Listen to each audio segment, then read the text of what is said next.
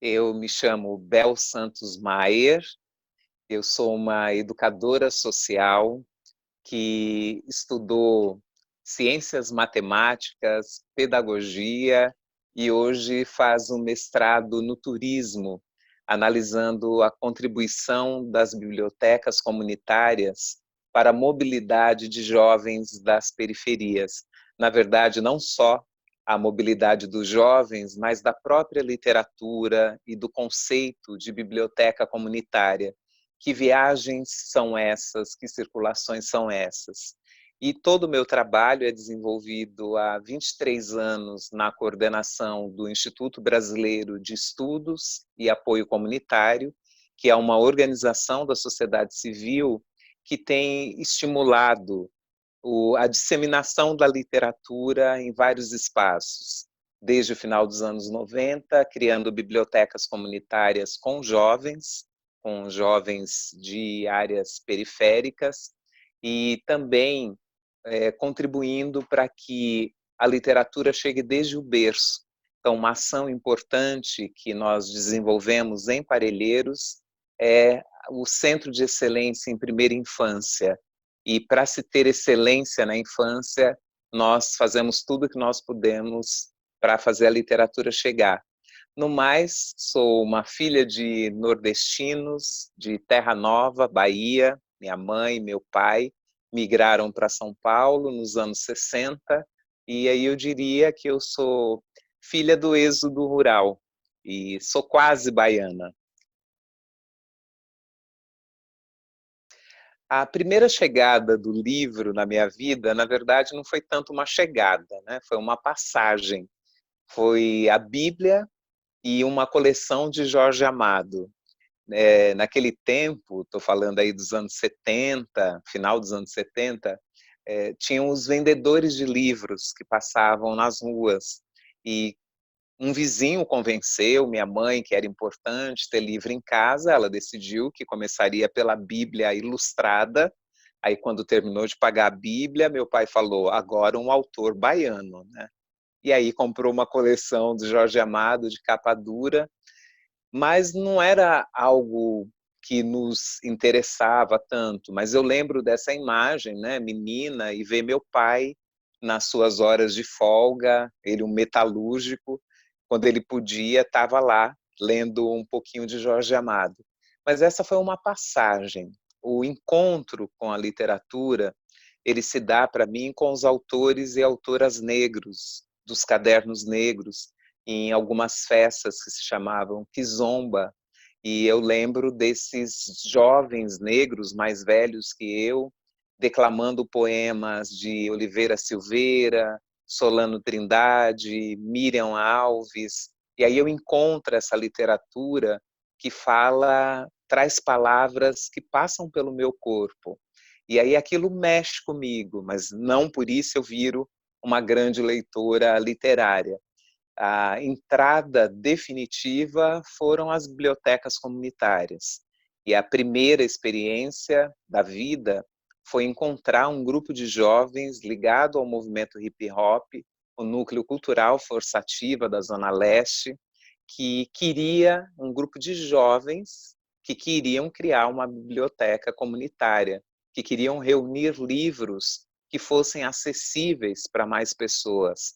Essa biblioteca tem 20 anos. E aí eu começo a entender, né, a força que tem a literatura na mão de filhos de trabalhadores. Eu já coordenava o IBEAC e a gente começa a apoiar esses jovens a criar uma primeira biblioteca onde é difícil até organizar a vida em apartamentos minúsculos, como criar um espaço de leitura. E aí eu entendo, né, esse papel, né, essa responsabilidade que eu poderia ter em fazer com que a leitura chegasse na vida de mais gente, inclusive a minha. A minha experiência com a educação, ela começa como educadora social, né?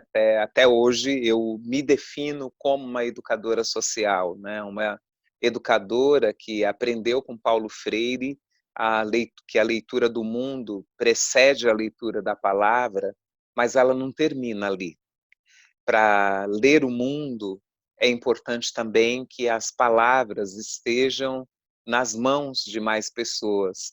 Então, antes de fazer o magistério, eu já estava lá com 14 anos, né, ainda estava iniciando o magistério, eu fui para Viela Santa Ângela, uma das favelas do bairro, do meu bairro de origem, que é na Zona Leste, o Parque Santa Madalena, e eu fui com uma amiga, a princípio, para contribuir no processo de letramento de pessoas adultas daquela favela. Mas foi uma surpresa chegar lá e encontrar também muitas crianças que não iam para a escola. Isso foi chocante. A escola estava distante, a única escola do bairro, ela ficava distante dessa favela e as crianças muito pequenas não iam.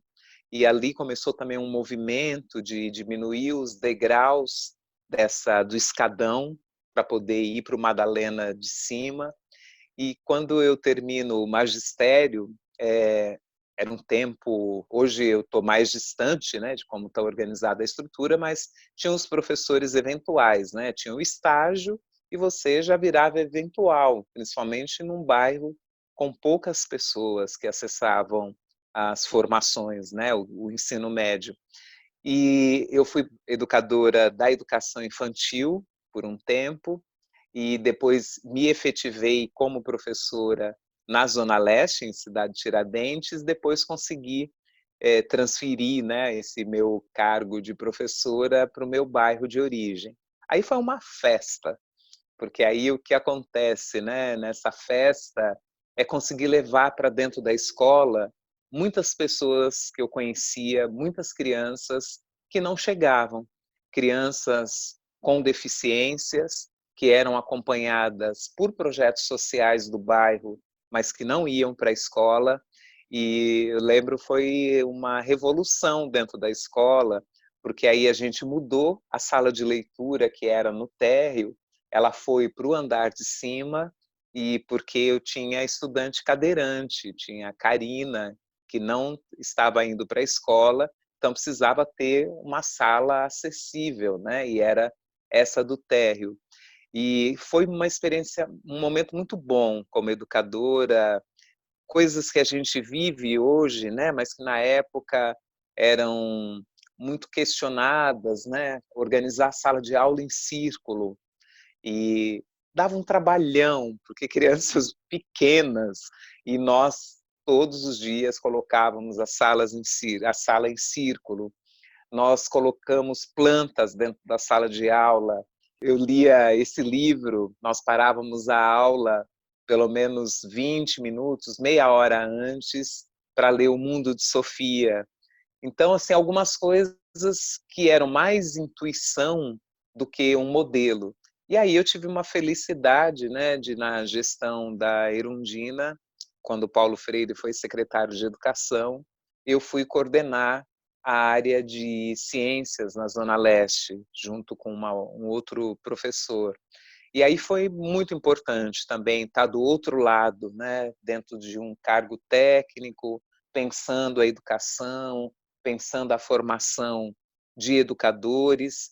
E no final, o que aconteceu, eu tentei, e sempre conciliando a Bel, educadora social, que estava lá nas favelas, nas FEBEMs, e em outros espaços de luta, e o horário, né? O horário da escola, a frequência, a dinâmica da escola, e acabei não conseguindo dar conta disso. Eu me afastei, fui me especializar em pedagogia social na Itália, eu ganhei uma bolsa de estudos, fui para lá, e quando eu volto eu tentei conciliar esse ativismo e a sala de aula, não deu certo muito o horário, e aí eu acabei me exonerando, mas eu nunca saí da escola, porque eu sempre defendi que a escola, a educação, ela acontece dentro do território.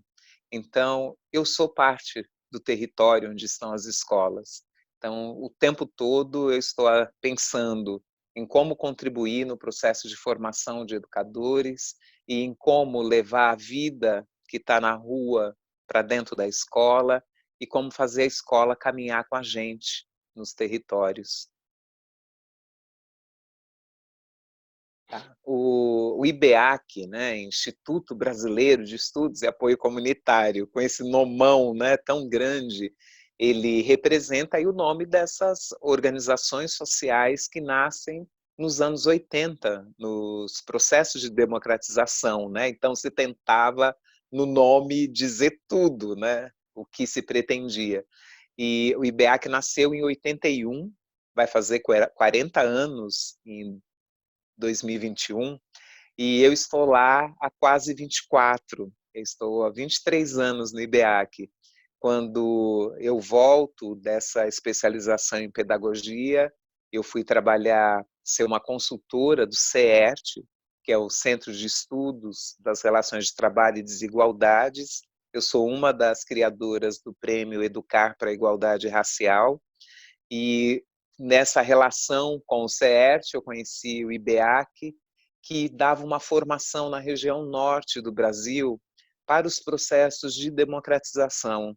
Era uma formação para que organizações da sociedade civil e ativistas da região norte conhecessem o marco legal de defesa dos direitos humanos. O IBEAC é uma organização que trabalha com os direitos humanos dentro de 3 eixos principais: o de fazer as informações chegarem, o da formação, de conseguir colocar os instrumentos, os materiais, os documentos nas mãos das pessoas, e o de mobilização e intervenção dentro do território. A gente acredita que os direitos humanos, eles servem como uma lupa para a gente olhar para a realidade, mas serve também para a gente transformá-la, construir parâmetros para isso.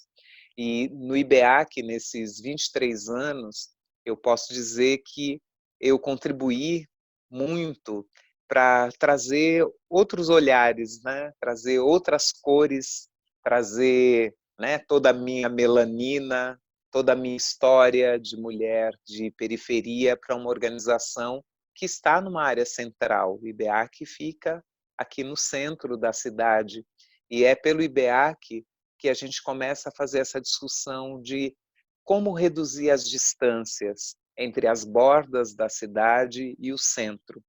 E aí fizemos uma série de ações muito interessantes, né, que desde a formação dos agentes comunitários de saúde de São Paulo, quando o programa Saúde da Família é instituído na cidade, nós demos a formação em direitos humanos para esses agentes, a formação das equipes de saúde, e aí a gente começa a aproximar as equipes de saúde das ações culturais e literárias, entendendo, né, nosso primeiro projeto em Parelheiros se chamava Pílulas de Leitura, que era essa ideia, como levar a literatura para as unidades de saúde.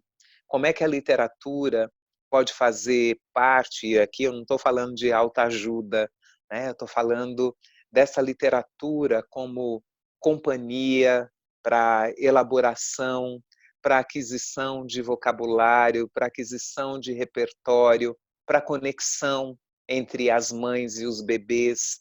E a gente começou tudo isso dentro de uma unidade de saúde.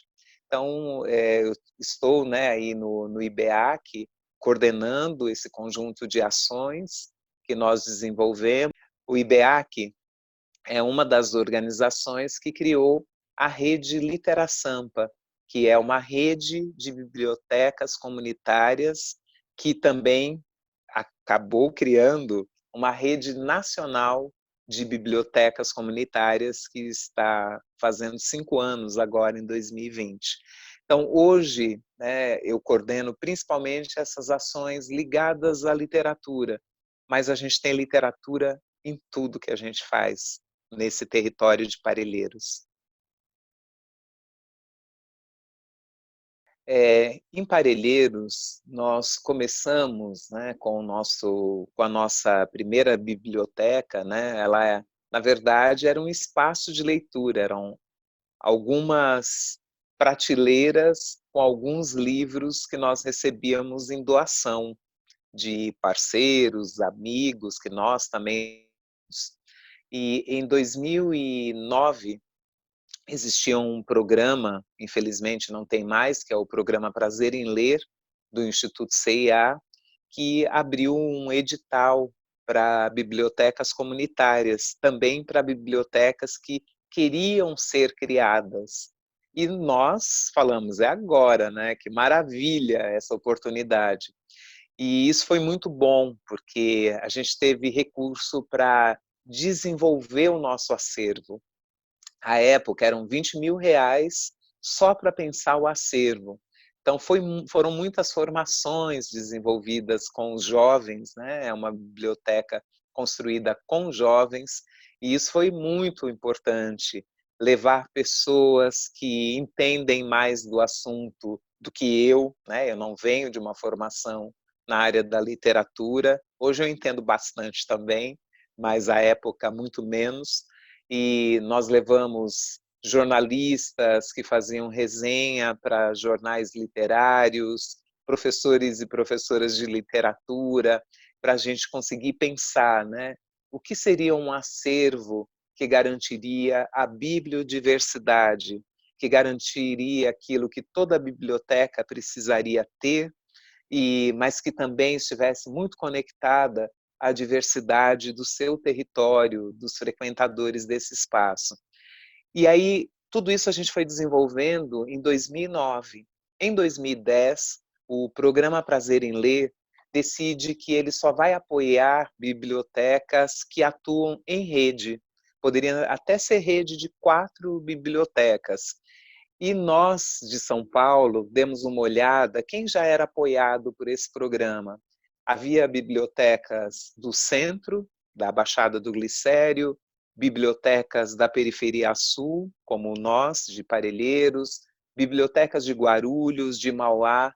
E aí a gente decidiu, nós não vamos entrar numa perversidade de concorrer entre nós. Nós éramos 6 bibliotecas, e aí nós decidimos, nós vamos apresentar o projeto juntos. Por mais desafiador que seja sair de lá de Guarulhos, do Bom Sucesso, e chegar a Parelheiros, tendo que percorrer quase 90 quilômetros, a gente falou, nós vamos apostar nisso, não vamos concorrer entre nós. E isso foi muito importante, porque então foi um estímulo externo, né? Não foi uma iniciativa nossa já virar rede, foi um estímulo de uma agência apoiadora de projetos de leitura, mas que foi a melhor coisa que aconteceu para a nossa história e eu diria também para a história das bibliotecas comunitárias em geral. Porque aí em rede, o que a gente conseguiu fazer? Investir mais nos processos de formação, porque em rede você consegue fazer render mais os recursos, né? Uma formação que iria para uma biblioteca, de repente chega para 6 delas. Nós conseguimos pensar os eventos de forma coletiva, nós pudemos estudar as formas de incidência política aqui na cidade de São Paulo, né? Nós começamos a fazer a discussão sobre o plano municipal do livro e da leitura. A gente não sabia também por onde caminhar e fomos lendo os documentos, convidando pessoas de municípios que já haviam iniciado essa trajetória. Então, tudo isso foi muito importante para nós. Hoje, a rede Litera Sampa, né, passados aí 10 anos, é uma rede com 13 bibliotecas, uma delas, uma biblioteca escolar, que a gente aposta muito nessa atuação que as bibliotecas comunitárias têm de conseguir compartilhar os seus saberes, a sua tecnologia social, as suas aprendizagens e compartilhar isso com quem também pode fazer uma escalonar, né? Possa fazer com que isso seja para mais pessoas. Então, tem sido uma atuação muito próxima com as bibliotecas comunitárias públicas também. Nós começamos a realizar os nossos eventos muitos deles dentro de bibliotecas públicas, para que as pessoas pudessem conhecer esse sistema de bibliotecas, esses outros espaços, e fazer-nos circular, né, para a gente construir uma cidade leitora, um país de leitores. Nós precisamos estar em diálogos e conexões, né? A gente precisa fazer mais pontes, colocar os nossos corpos na rua, com os nossos livros na rua. Estamos agora num momento de isolamento, a rua virou uma rua digital, né? Então, quanto tem sido importantes essas conversas que aproximam biblioteca escolar, biblioteca comunitária, biblioteca pública, escritores, editores. Então, é nisso, né? A Rede Litera Sampa é uma rede de bibliotecas comunitárias que aposta na política do livro e da leitura, da mediação de leitura. É uma rede que não está só olhando para o que a comunidade precisa, mas a gente está olhando para aquilo que a nossa cidade pode fazer. E aí nós viramos também uma incubadora de sonhos, de desejos literários, e é um pouco isso.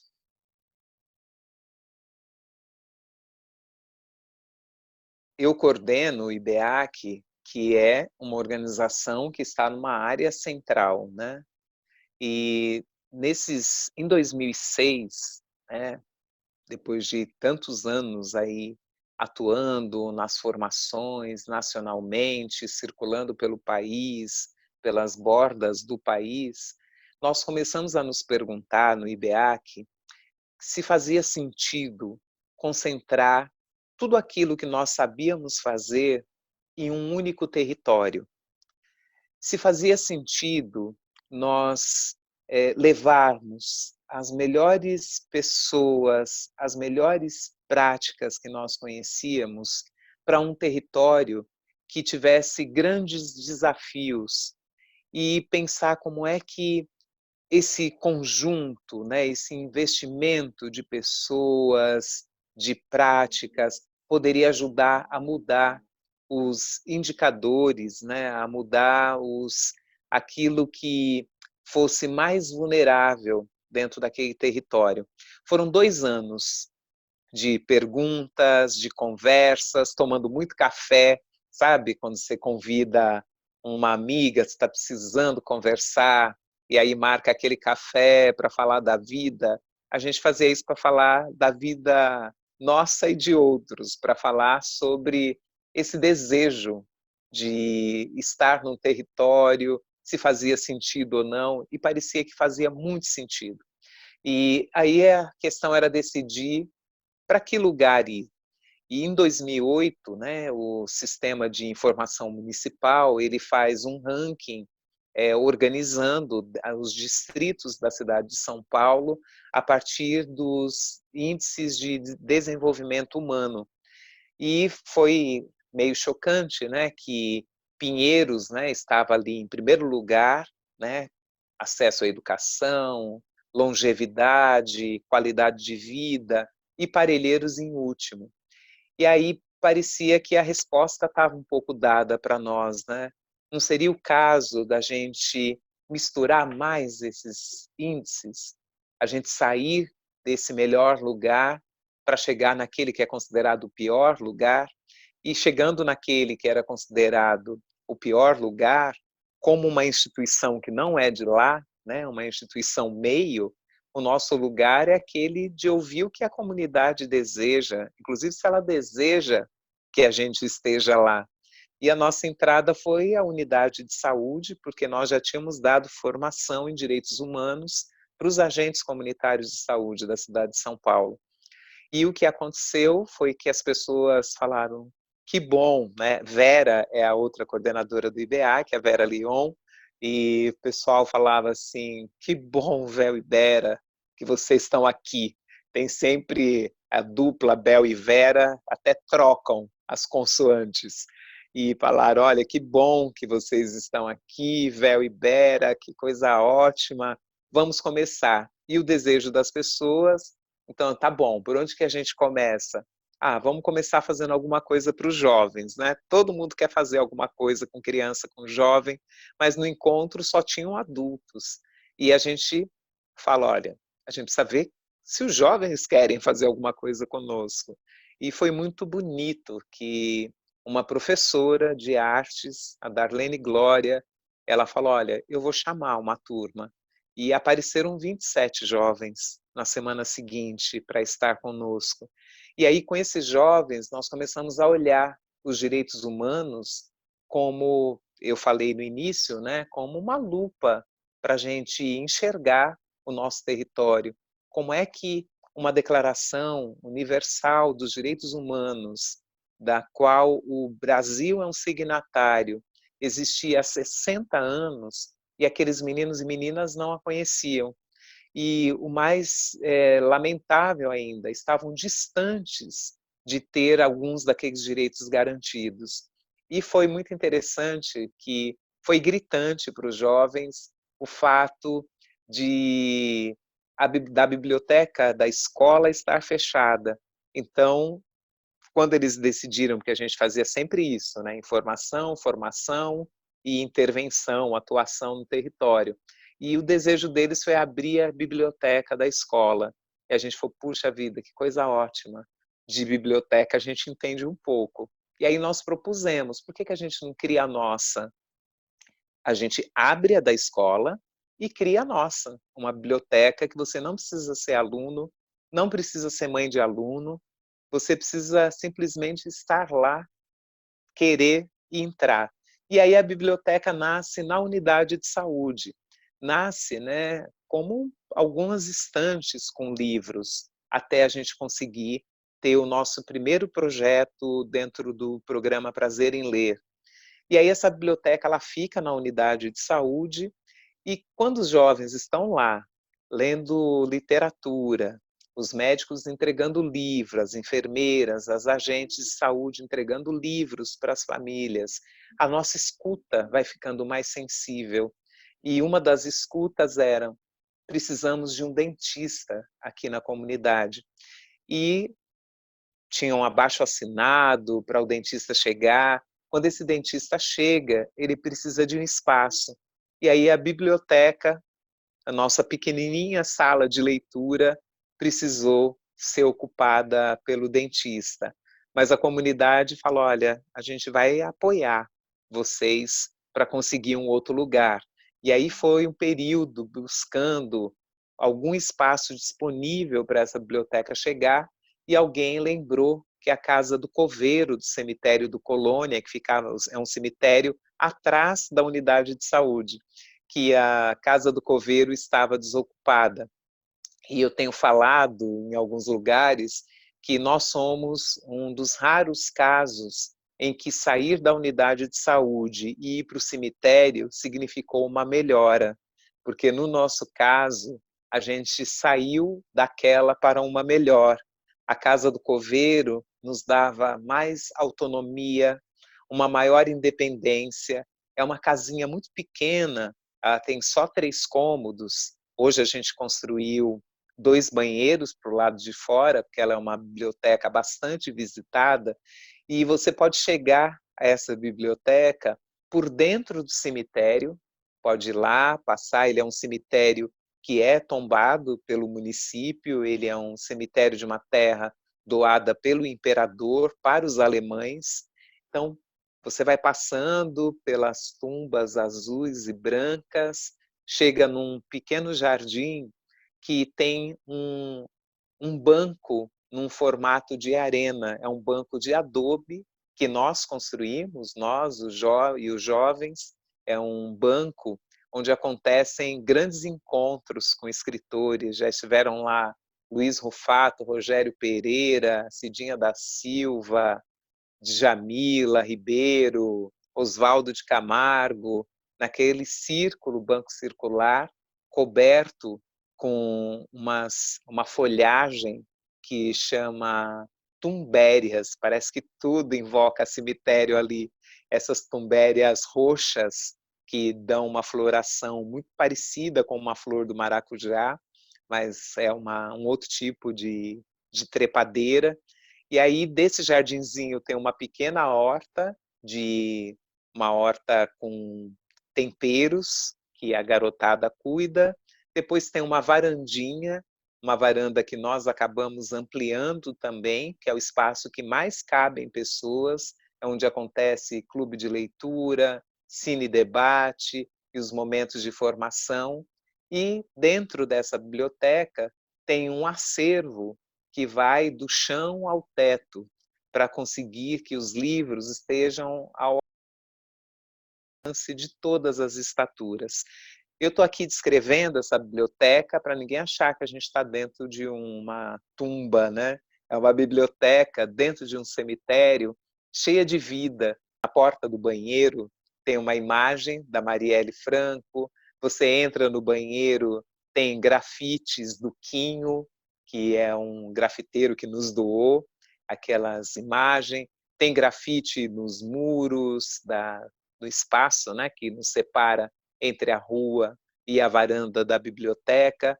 Tem muitos cartazes de escritoras, porque a cada ano nós fazemos um sarau, que é o sarau Mulheres na Literatura.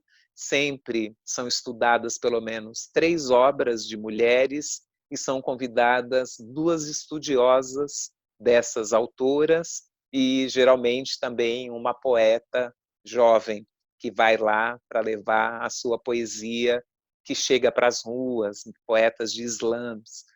E também, né, de um outro lado, numa outra parede, dividindo essa área, tem as autoras e do outro lado as pretas em retrato. As pretas em retrato são mulheres negras do nosso território que têm contado as suas histórias ao longo dos tempos, são narradoras das histórias daqueles lugares. São transistas, é a pedagoga e coordenadora pedagógica, tem as cozinheiras, como a dona Marlene, que é uma das pessoas que incentivou a rota do Cambuci em Parelheiros, tem jovem como a Rafaela Nunes, que tem discutido o conceito das mães atípicas, né? As mães de crianças com deficiências. Então, são mulheres que estão lá também narrando as suas histórias, dividindo o espaço com as escritoras. Então, é uma biblioteca que está no cemitério, que faz o sarau do terror, mas eu já aviso, não é um sarau assustador, mas é um sarau para a gente discutir a morte também. Ele é um sarau que acontece já há 8 anos, cada ano se discute o genocídio da juventude negra, a gente já discutiu a morte na literatura africana, os rituais de morte nas várias religiões, o direito dos mortos.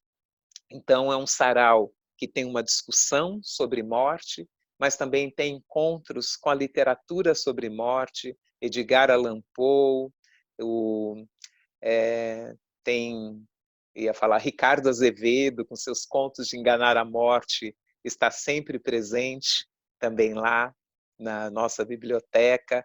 É um jeito de falar, olha, vamos conversar sobre a morte, já que a gente está no cemitério, e vamos aprender sobre ela, né? Não nos afastemos da morte, não nos enganemos, né? Fingindo que a morte não faz parte da nossa vida.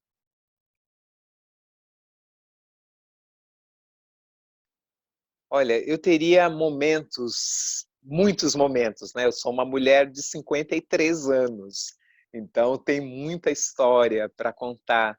Mas eu vou contar uma história de ontem, que é uma história que foi emocionante. Ontem, eu passei 2 horas, quase 3 horas, 2 horas e 50 minutos com um grupo de 18 jovens das bibliotecas comunitárias. É um grupo que vem discutindo literatura e direitos humanos desde o início do ano passado. Em 2018, nós estávamos num momento bastante crítico no nosso país. Não que ele tenha passado, mas foi um processo muito desafiador, o processo eleitoral, um processo com muitas tensões, com muito medo, e alguns jovens me perguntavam, Bel, o que que a gente vai fazer? O que que a gente vai fazer? A gente lutou tanto para ir para as ruas e agora é hora da gente se recolher? E eu dizia, não, né? Não tinha ainda a Covid-19. E eu dizia, não, a gente só não pode estar sozinho e vulnerável na rua. A gente precisa estar juntos, juntas, juntes. E a gente vai fazer o que a gente mais sabe fazer, que é espalhar a literatura. E eu, com outras pessoas, acabamos aí escrevendo um projeto que chama Literatura e Direitos Humanos para ler, ver e contar. Um projeto que conseguiu juntar diferentes atores da cena da literatura. Nós convidamos 5 escritores e mediadores de leitura, professores universitários. Então, estão Ana Maria Gonçalves, Luiz Cucci, a Letícia Liesenfeld, a Camila Dias, eu sou uma das pessoas, e o Rogério Pereira. Nós 6, cada um indicou 10 livros que nos ajudariam a atravessar tempos difíceis. 10 livros que nos ajudassem a atravessar qualquer ameaça aos direitos humanos. Feita essa indicação, nós sugerimos, né, nós conseguimos o apoio do consulado da Alemanha, e nós sugerimos que os jovens se juntassem para escolher quais desses 60 livros, quais seriam os 50 que ficariam para nós lermos? Quais seriam os 10 deixados de lado? Porque o que a gente queria era fazer esses jovens discutirem. São jovens que não eram leitores, esse era um princípio também, que cada biblioteca trouxesse um jovem que ainda precisava estar entrando nesse universo da leitura, acompanhado de um jovem mediador que é leitor. Que a gente acredita que conversar sobre os livros é transformador. Conversar sobre os livros é transformador, é um dos jeitos de transformar leitores. E esse projeto que começou em 2018, em março de 2018, tem sido uma das experiências mais lindas que eu tenho vivido. Imagine que esses jovens começaram lendo Ítalo Calvino, As Cidades Invisíveis. E por que a gente começou por esse livro? Porque era o livro mais estranho para eles. Eu coloquei esse desafio. E se a gente começar a ler um livro que a gente não tem ideia do que ele fala? E nenhum deles e delas conhecia Ítalo Calvino e nem as Cidades Invisíveis. Esse foi um exercício lindo. Nós começamos a nos encontrar quinzenalmente para conversar sobre as obras. Nós já lemos quase 30 livros nesse 1 ano e meio, né, que passou. E ontem foi um dos dias mais lindos que eu tenho vivido. Mas só 1 ano e meio separam esses meninos e meninas da leitura de Calvino à leitura de ensaios sobre a cegueira de Saramago, feita ontem. Nesse 1 ano e meio, eles leram 30 livros. E ontem, né, como é o nosso encontro? Sempre nesse encontro, ele é um encontro há 5 meses, ele acontece por plataforma, né, de conversas. Cada um diz qual é a impressão geral que teve sobre o livro. Depois, cada um tem também... E por que eu falo cada um? Porque a gente vai, né, quando nós estamos presencialmente, nós vamos sorteando os nomes, porque a gente quer garantir o direito de fala. Todo mundo tem o que falar sobre um livro. E agora, digitalmente, vai se chamando lá pela lista de participantes. E cada um tem até 2 minutos para fazer uma fala sobre as impressões gerais sobre o livro. Em uma segunda rodada, cada um lê um trecho sobre o livro. Uma terceira rodada, a gente discute essas impressões e tem uma professora de literatura a Celeste que nos acompanha e vai nos ajudando a trazer outras compreensões técnicas, né, sobre esse livro. E ontem foi uma coisa impressionante, os jovens comparando autores, comparando sensações. Então, uma das jovens trazia que a angústia de ler o ensaio sobre a cegueira foi a mesma angústia de ler Quarto de Despejo e de Carolina Maria de Jesus e ouvi-la dizer que a fome é amarela. Um outro jovem comparava a escrita de Saramago com essa escrita de outros autores, como Luiz Rufato, que revoluciona, nos questiona essa pontuação, a paragrafação, e ele dizia, traz como se nós estivéssemos junto, o texto de Saramago é como se nós estivéssemos todos juntos, falando ao mesmo tempo, com pontos de vista diferentes sobre o mesmo assunto. Gente, o que é isso? Né? São meninos e meninas conseguindo mover-se pela literatura. Alguns e algumas falando de ter atravessado a madrugada fazendo a leitura porque não aguentava parar. Eu fico muito emocionada porque eu tenho falado para eles, eu não sei se vocês, eles e elas, eu não sei se vocês têm ideia do que isso vai significar na história de vocês. Vocês lembrarem que num período de uma pandemia que só no nosso país matou mais de 100 mil pessoas, vocês conseguiram atravessar um tempo angustiado pelas palavras que vocês leram, que vocês estiveram juntos lendo e discutindo por quase 3 horas o texto de Saramago, mas que vocês já leram Um Defeito de Cor, já leram Kindred, já leram Heroínas Negras, leram A Hora da Estrela, leram As Meninas, da Lígia. Então, assim, o que isso vai significar para a vida desses meninos e meninas? Eu acho que muito. Acreditando no que a literatura fez comigo e me deu, eu só posso retribuir, fazer com que isso chegue para mais pessoas. Olha, num país continental como o Brasil, com tantas complexidades, não dá para ter nenhuma resposta simples, nenhuma solução simplória para nós sermos um país de leitores e leitoras. O que a gente precisa nós precisamos de muitas ações que aconteçam de forma coordenada. E eu diria que precisamos desde ações macro, grandes, pensadas para o país todo, como uma política nacional de leitura e escrita, né? Nós temos aí um plano aprovado que precisa ser colocado em prática, planos estaduais, planos municipais, nós precisamos planejar como é que nós queremos ser esse país de leitores.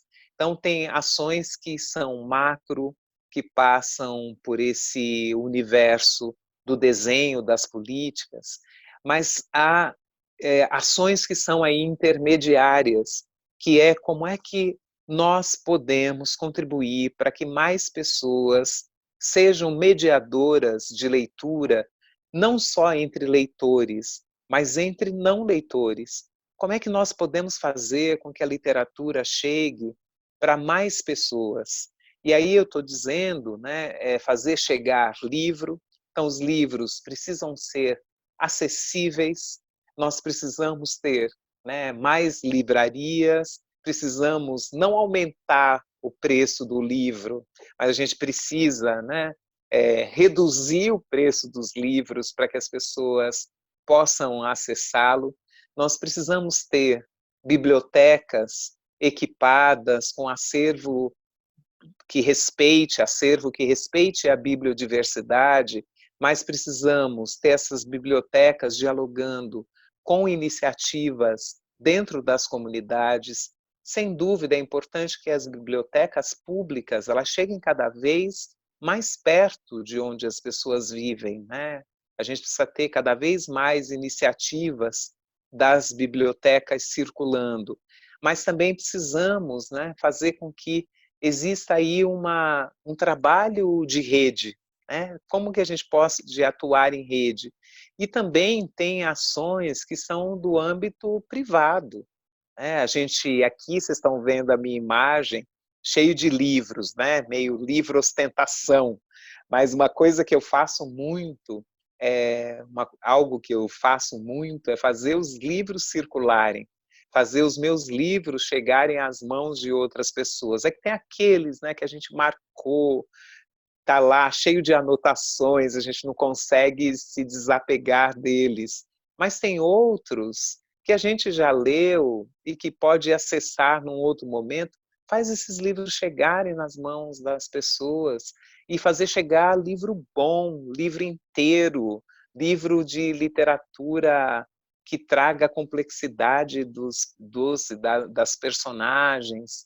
Então, o que eu diria é isso, né? A gente precisa de ações miúdas, que é desde ler para alguém que não é leitor, conversar sobre literatura, fortalecer as bibliotecas, fortalecer os processos de formação de mediadores de leitura e fazer com que tudo isso aconteça de forma planificada, né? A gente precisa ter recurso para que essas coisas aconteçam, para que os acervos sejam renovados, para que as pessoas sejam formadas, para que os livros e as pessoas e os autores, que eles possam circular na cidade toda, no país.